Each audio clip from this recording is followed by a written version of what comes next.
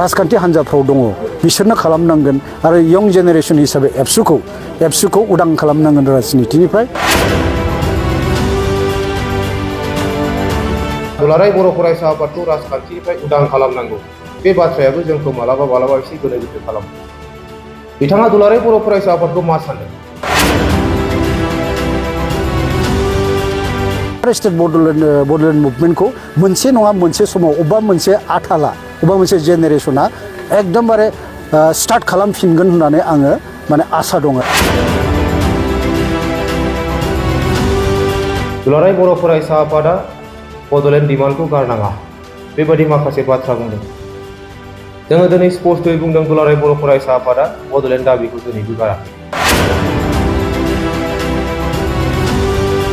दुलाराय बर' फरायसा आफादा राजखान्थिनिफ्राय गोजानाव जानांगौ बा दुलाराय बर' फरायसा आफादखौ राजखान्थिनिफ्राय उदां खालामनांगौ। प्रमद बर'आ जेब्ला एबसुनि आफादगिरि एबसुखौ दैदेनदोंमोन बे समावबो एबसुखौ थेर बेथेर खालामनो थाखाय दिनै गोबां मानसिफ्रा बायदिसिना षड़यन्त्र खालामदोंमोन। मानगोनां दिपेन बर' बिथांनि एबसु दैदेननायखौबो दिनै थेर बेथेर खालामनो थाखाय बा बे आफादखौ धंस खालामनो थाखाय गोबां माखासे शक्तिया बेबायदि सिगांबोदोंमोन। एबसुखौ धंस खालामनो थाखाय फोजोबस्रांनो थाखाय जायफोर एजेन्डा लानानै फैदों बिथांमोना सानफा साननैनि उनाव गावसोरनो धंस जादों। बुदिराम बसुमतारीखौ जों फिन खनसे खावलायदों दिनै जेबायदि बाथ्राफोरखौ बुंदों एसे थाल लानानै बुंनांगोन।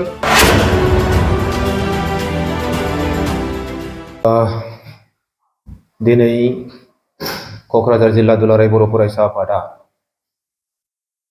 माखासे बाथ्रा मेडियानि गेजेरजों बा खौरां बिजोंनि गेजेरजों बुंनो गोनां दं।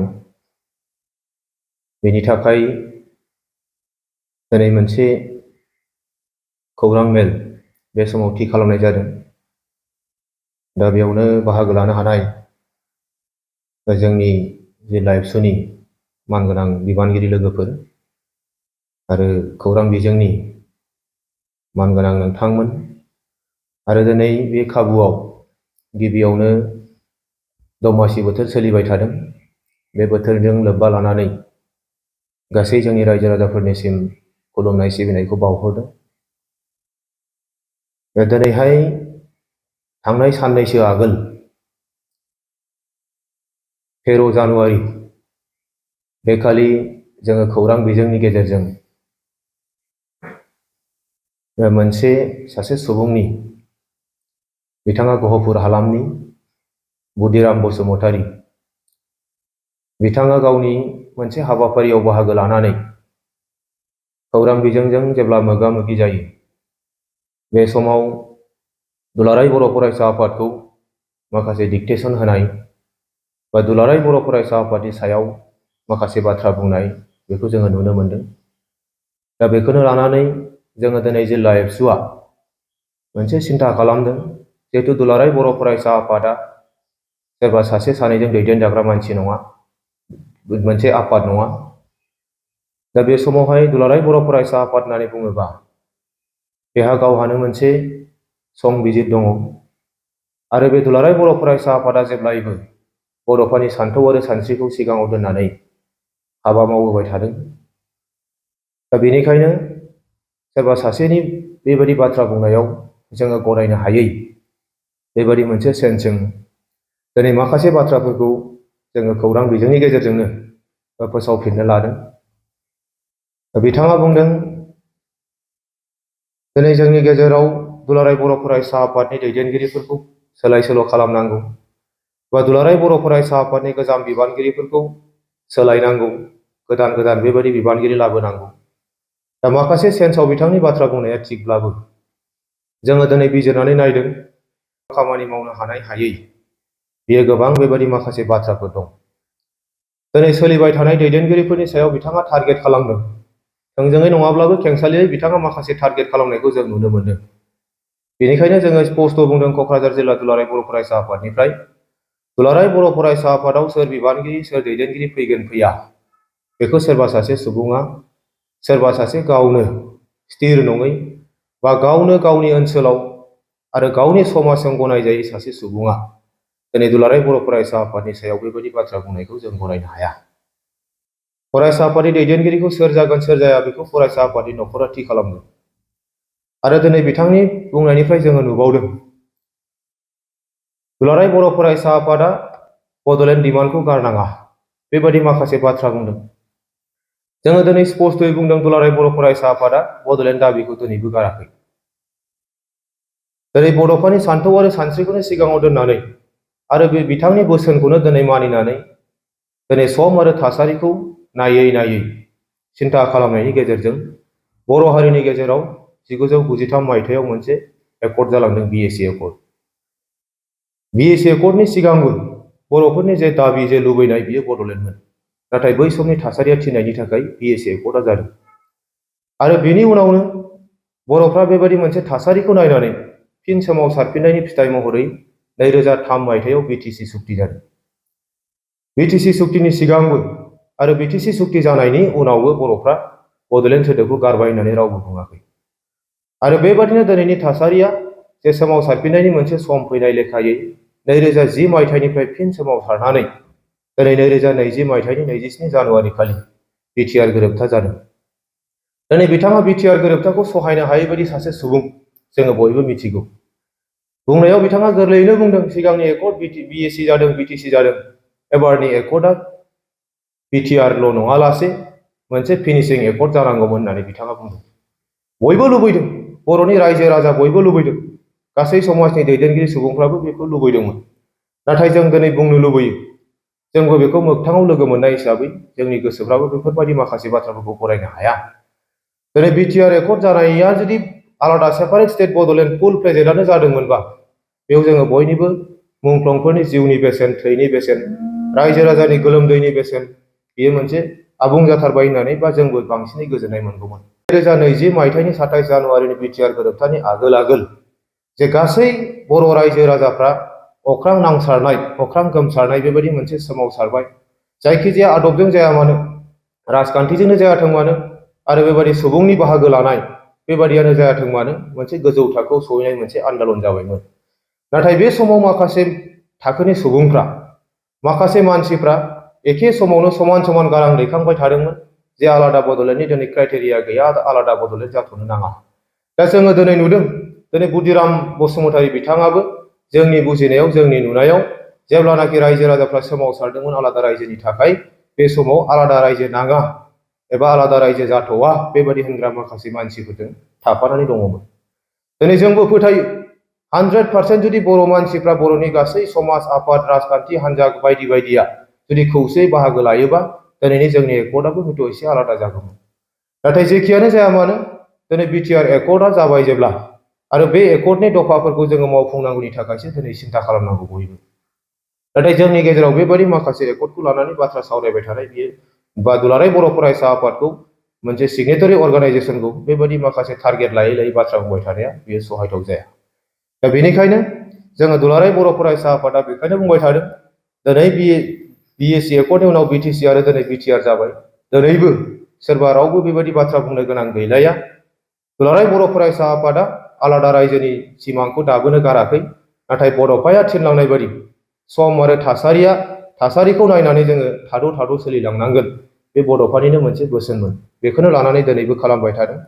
दा जोंनि गेजेराव बेबायदि गोबां माखासे राजखान्थिजों लोब्बा जानाय माबा जानाय दुलाराय बर' फरायसा आफादा राजखान्थिनिफ्राय गोजानाव जानांगौ बा दुलाराय बर' फरायसा आफादखौ राजखान्थिनिफ्राय उदां खालामनांगौ बे बाथ्रायाबो जोंखौ मालाबा मालाबा एसे गोनो गोथो खालामो। बिथाङा दुलाराय बर' फरायसा आफादखौ मा सानदों? दुलाराय बर' फरायसा आफादा सम आरो थासारिखौ नायनानै माखासे समाव सोलाय सोल' खालामनांगौनि थाखाय बा माखासे समाव माखासे थासारिफोरखौ माखासे जेंनाफोरखौ सुस्रांनांगौनि थाखाय सम सम सोरबा पलिटिकेल पार्टिफोरखौ फंसे फंनै खोथाजों सापर्ट खालामनाय बियो जाबोदों। दा बेखौनो लानानै बिथाङा सानदों नामा जे दुलाराय बर' फरायसा आफादा राजखान्थिजों मातसाब जाबाय राजखान्थिनि सिङाव थाबाय बेखौ मालाबाबो साननो नाङा। दुलाराय बर' फरायसा आफादा बुंबाय थादों फरायसा आफादनि थाखाय खुनु मोनसे पलिटिकेल पार्टिया ना बियो पारमानेन्ट लोगो जानो हायो ना बियो पारमानेन्ट सुथ्रु जानो हायो। रावबो जोंनि थाखाय पारमानेन्ट सुथ्रुबो गैया आरो पारमानेन्ट लोगोबो गैया। लानानै माहारिनि जेंनाखौ लानानै बोरै सुस्रांनो हायो आरो बैफोर जुदि जेंनाफ्रा दिनै राजखान्थिजों सोमोन्दो गोनांबा बिनि थाखायसो मालाबा जोंनि दैदेनगिरिफ्रा बा दुलाराय बर' फरायसा आफादा पलिटिकेल पार्टिफोरजों सावरायनो गोनां जायो। मानोना दिनै देशनि सिस्टेमा राजखान्थियारि सिस्टेम आरो जेंनायाव सुस्रांनांगौआ माखासे पलिटिकेलि बेबायदि मोनसे सिस्टेमजोंनो जायोखाय दिनै जोंनि गेजेराव बेबायदि जानायखौनो दिनै बिथाङा सहायनो हायाखै आरो बे बाथ्राफोरखौ मोजांथारै जोंनि लाइमोनफोरनो बुजायालासे सोमजायालासे मिथिहोआलासे माहारिबादनि सायाव लाइमोनफोरनो मोजां गियान होनायनि अनगायै जे खालि दिनै सरासनस्रा नुनाय दुलाराय बर' फरायसा आफादा मा खालामदों मा खालामाखै, सोरजों सोर राजखान्थि हान्जाजों लोगो जादों लोगो जायाखै, बेखौल' सिन्था खालामनानै बिथाङा खामानि मावबाय थानाया बे जोंनि थाखाय दुखु गोनां। जोङो बुंबा गोबां बुंनो हायो। बुदिराम बसुमतारी बिथाङा गावनि ओनसोलाव बोरै सोलियो, गावनि साखाथि फाखाथि गावनि समाजाव बोरै बोरै सोलियो, जोंहाबो दिनै गोबां बेबायदि माखासे इनफरमेसनफ्रा जोंनि गेजेराव दङ। नाथाय जोङो बिथांखौ दिनै मान होनानै बुंनो लुबैयाखै। बेबायदि माखासे जोङो बुंबाय थादों। गावखौ सासे मेलेमजिबि, गावखौ सासे गोरों सुबुं दिन्थिनो लुबैदोंबा, समाजजों गनायजानाय सासे सुबुं जुदि गावखौ दिन्थिनो लुबैदोंबा दिनैनि जेनेरेसनफोरनो मोजांनिफ्राय मोजां बोसोन होनांगौ। बर' जाथिया बबे मोनसे थासारिनिफ्राय दिनैनि नैबे मोनसे थासारियाव सफैनो हादों आरो इयुनाव जोङो बड'फानि सान्थौ आरो सानस्रिखौ मोगथाङाव आबुङै महर मोनहोनांगौबा जोङो मा रोखोम खामानि मावनांगोन, जोङो दिनै जोंनि इयुन जेनेरेसनफ्रा मा मोनसे सिन्था धारनानि गेजेरजों खामानि मावनांगोन, बे गासैखौबो बिथाङा बोसोन होनांगौ। अब्ला दिनै बर'नि लाइमोनफ्रा, बर' समाजा बिथांखौ गनायगोन। बेबायदि माखासे गावनि पलिटिकेल इन्ट्रेस्टनि थाखाय, गावनि पार्सनेल माखासे सेल्फिश मोनसे सिन्था धारनानि गेजेरजों बेबायदि माखासे आफादफोरखौ सोंखारिनाय, आफादफोरनि सायाव बेबायदि मोनसे डिक्टेसन होनाय, बेखौ जोङो दिनै गनायनो हाया। मानोना दुलाराय बर' फरायसा आफादा सोरबा सासे सोरबा सानै सुबुंनि गावनि पार्सनेल सिन्था धारनानि गेजेरजों खामानि मावनाय, बेखौ मालाबाबो गनायनो हाया।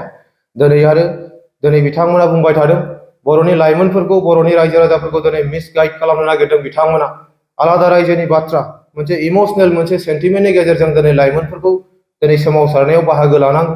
दिनैनि थासारिया ओरै जाबाय, बिटिआर एकर्डआ ओरै जेबो गैया, माबा गैया, बिथांमोना गोबां बुंनो नागिरदों। नाथाय जों बयबो बुजिनांगोन।